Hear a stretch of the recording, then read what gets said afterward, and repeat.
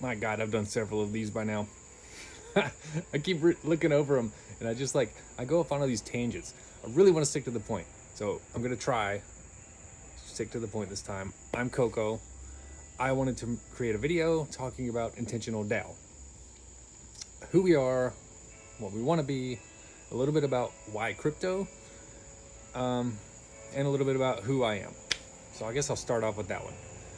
I am nobody at the end of the day. I do not have any desire to be like a founder figurehead of a project.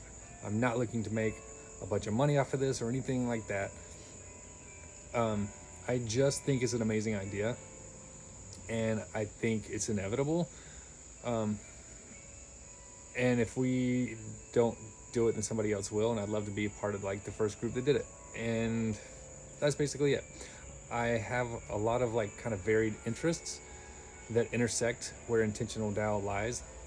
Like I'm interested in permaculture, I'm interested in intentional communities. I've never lived on one, but I would love to one day. I'm interested in crypto. I'm interested in other things that are a little bit more tangential to what we're doing, but seem to be less so the more people I meet that are interested in working on this, like meditation and nutrition. And just the idea of communities that are like super supportive of one another, you know, that put a lot of emphasis on healing relationships and that kind of thing. So I guess I'll leave it at that. That's me. I guess other than to say like, I would love, you know, for you, if you're watching this, to join us in what we're doing. And if you do, you're not joining my project or anybody else's project. You're joining your own project. Like, we want this to be for everyone. There's not going to be a central owner. Everybody's going to own everything. We just want to see this happen. All right. Next thing. What are we? Haven't even talked about that yet. We are Intentional DAO, which I guess the elevator pitch would be, we are a group of people that would like to bring together an international community of like-minded folks with the intention of like pooling resources, be that monetary, social support, intellectual, experiential, you know, in order to buy a piece of land somewhere in the world and create an intentional community there and help sustain it. And also to like be the guinea pigs that are the first group to do something like this, that can then help other groups that would like to do something similar by copying what we're doing, copy and pasting the code, copying our model, and also by having the funds to help them, because every dime we raise, we plan on putting 10% of that into a separate treasury, which we're calling the Pay It Forward Treasury, to help future projects spin up. And there's a little more to it than that, which I won't get into in this video because I'm trying to keep it short. But not only will this help future communities spin up, but it'll also reinforce the interconnectedness of those communities with one another. So we can form a network of sister communities that are non-hierarchical. They're all their own thing, but we're still intertwined by different like mechanisms. So that's the elevator pitch, I guess. But then, you know, more than that, we want to bring together people from all over the spectrum of like how involved they want to be in this, in a project like this. Like, we're going to have people that want to live on the land, and we need that. And then we're also going to have people that think this is just like a cool and interesting project that they think they can learn from. They think they might be able to make some friends, you know, online maybe, going through this with us. And they're willing to throw down $100 for an NFT that allows them to visit during, you know, big events and parties that we have. Or, you know, or not. Or maybe they decide it's not for them. or it's too far to travel to, and they can still, you don't have to own an NFT to be part of Intentional DAO. You can just hang out on the Discord. But in that case, they can sell the NFT and recoup their money back, which is fine with us. We got the money in the first place from the original purchase, and that's when we need the money the most, because we need a big chunk to buy a big piece of land. So, so that's kind of who Intentional DAO is. And let me just stress here that even more than wanting to buy land and starting, a fancy forest garden and have cabins and an outdoor kitchen and, a campfire and all this amazing, wonderful things and a solar powered hot tub, we first and foremost want to accentuate like the community itself. And that means both the in real life community and the digital community. We feel like the most important thing is the relationships that we form with one another, and that's what's going to enable us to navigate these waters as a DAO, as opposed to as a more of a structured hierarchical company type thing. In a company, you have people that dictate everything from the top, to the managers, to the whatever. You lose a lot with that. One thing being your dignity, but another thing being the ability to use people use people is the wrong word. The ability for people to contribute in the best possible way that they can, because only you know yourself the best. Only you know what you want to help contribute and what you're the best at contributing, so you contribute it. And that's kind of how DAOs work. So I guess I'll just go right into the crypto part. So why crypto? I lost my water. Anyway, several reasons for crypto. First, and most selfishly, I guess, is because there's a lot of money in crypto, and like, my God, look how much money was made by selling NFTs last year. And if we could just tap into a little bit of that and make some money to use, not for making like ourselves rich, but to put into a project that actually helps the planet and helps each other. So that's like one thing. And of course, there's not near as much money flowing around right now in crypto, because things have kind of calmed down for the bear market, but I believe it's going to pick back up again, and I'd like to be ready for it when it does. Beyond that, there is the trustless aspect of this. So if we were trying to do a project this ambitious without blockchain technology, we would have to have a group of people that say, okay, we want to, everything I just said, we want to do this, send us your money, and your name and your information and your address and everything, and we'll send you like a membership and or like a pass that allows you access to the land. We promise, right? And so then that group gets the money, and everybody that sent them the money has the trust that they're going to do what they said, that they're going to buy land with it, that they're not going to like overcompensate themselves, give themselves, a paycheck that's like ridiculously high. They're going to put this money into a bank, and people are donating from all over the world to this group. We don't even know where we're going to form into a legal entity yet, so we don't know like what the stability of the countries are, of the banking systems in the country, of the governments that might like shut this thing down because they don't like an organization that is so international. I don't know. Bottom line is, there's a lot of trust, and we're not going to know each other for the most part. Blockchain, in a lot of ways, takes care of all that. There's a term, trustlessness, that is talked about a lot in crypto. So for us, what's going to happen is people will buy the NFTs with stable coins, with cryptocurrency. That crypto will go into a treasury that's going to be controlled by us from the very get-go. It's not going to be controlled by a small group of people in a multi-sig.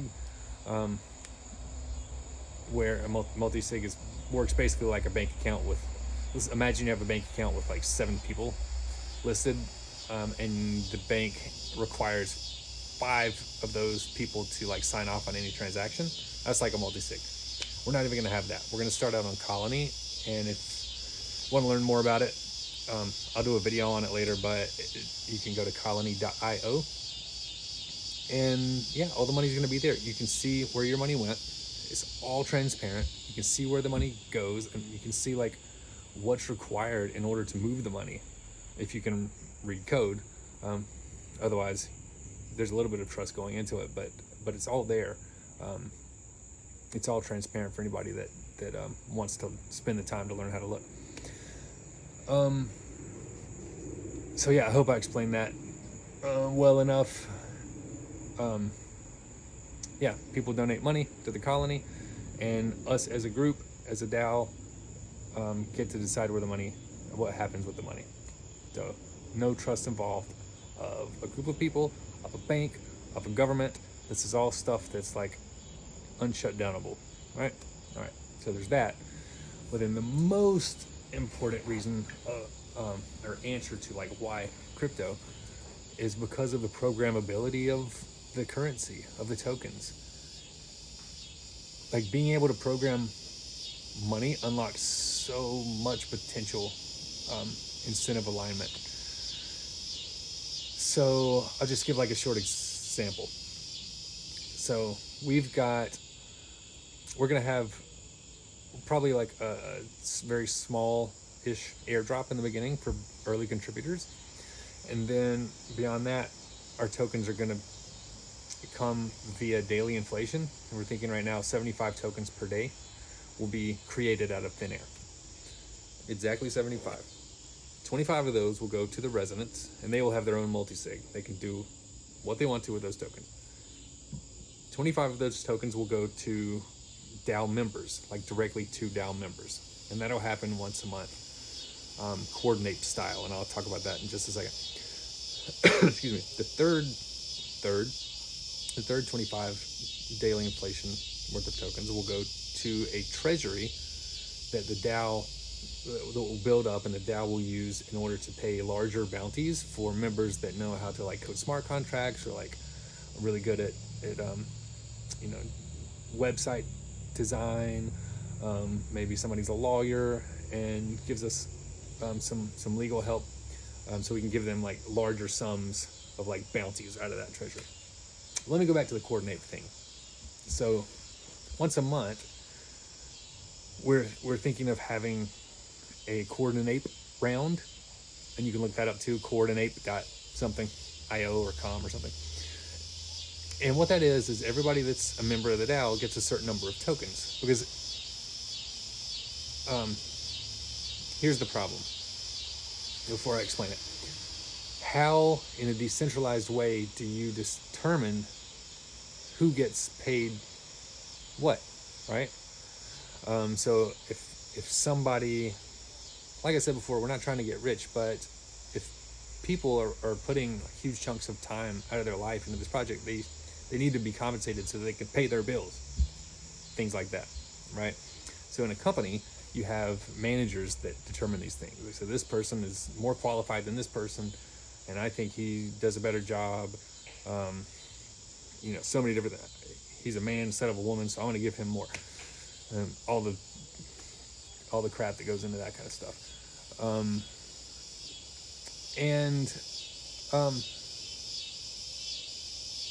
With a DAO, is totally different. So there's no boss to determine who gets what. And if there were, then you get people that are upset. Like in a corporation, here I go off on a tangent, so sorry, but it'll be short. In a corporation, it's taboo to talk about how much money you make. And why do you think that is? Like, I've been in management before. You don't want people talking about how much they make, because other people are going to get pissed off because this person makes more than me. But why? Because I work harder than him, and he does this and I do that. So in a DAO, everything is transparent. Everybody knows what happens on the blockchain, so you can see how much they make and how much they make. And so if we had somebody like me deciding, oh, you did a good job, I'm going to pay you this amount of tokens, like, these people are going to get upset, especially since this isn't their job. At a regular job, you just get disgruntled, but you might stick around because you need a paycheck. And a DAO, peace out. Like, you can come and go as you please in a DAO. You can work for 5 different DAOs at once if you want. So with Coordinate, everybody that's a member of the DAO gets a certain number of tokens each month. We'll say 100 tokens. And by the end of the month, you have to have distributed those to other members of the DAO based on how much value you feel like they brought during the month. So let's say this person is like on Discord all the time, greeting new people, answering questions, which is very important for the health of the DAO. So I'll say, well, that's valuable. I'm going to give her 10 of my tokens. This person always has like so many points to bring up during the meetings. They really like think a lot about how to improve things from the website to the land or everything else. Like, man, they really put a lot of work into this and it's valuable work. I'm going to give them 50 tokens, right? And so at the end of the month, you see who has how many tokens, and you figure that out as a percentage of all the tokens. And then you take the 25 tokens per day times however many days we're in the month, and that's your pot that we're divvying out every single month. And we divvy those out based on those percentages, and that's Coordinate. And then there are a lot of other intricate mechanisms like this that will be at play for all kinds of different reasons that I'll get into on a different video. But in order to do that in real life outside of crypto technology, you would need accountants that would need to spend a lot of time figuring this stuff out, that would write a lot of checks, that would make mistakes because we're all human, that would charge a lot of money for this because it would be a lot of work. And this gets around all of that. Like, we can introduce very granular mechanisms in order to make sure that the incentives, I hope this phrase isn't bugging anybody, and to make sure that the incentives of everybody are aligned. It's a very crypto phrase, but I hope you understand what I mean. So yeah, so for those reasons and more, we want to use crypto, and we can have the whole "is crypto destroying the world" debate all you want, but we're not going to be using any proof of work blockchains, and those are the blockchains that are using so much energy. So if you're concerned about that, maybe just Google proof of work versus proof of stake and the word energy. You'll get a lot about that, or just ask in the Discord. I guess I'll end it there. Yeah, just like, I hope this was informative. I'm not very good at these, being that this is the first video like this I've ever done. I'm actually talking to my cell phone that is sticking out of somebody's shoe up on the handrail. But yeah, it's such an exciting project, and I hope that it sounds exciting to you if you're watching this, and like, join the Discord and let's make some magic happen. Like, this could be really incredible. And yeah, I'll do more of these. Much love. Mwah. Bye.